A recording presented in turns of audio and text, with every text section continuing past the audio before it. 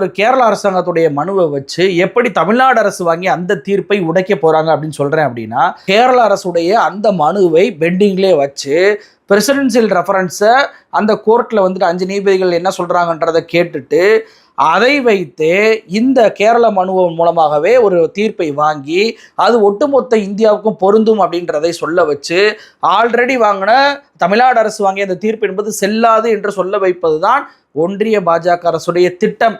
இது ஒன்று.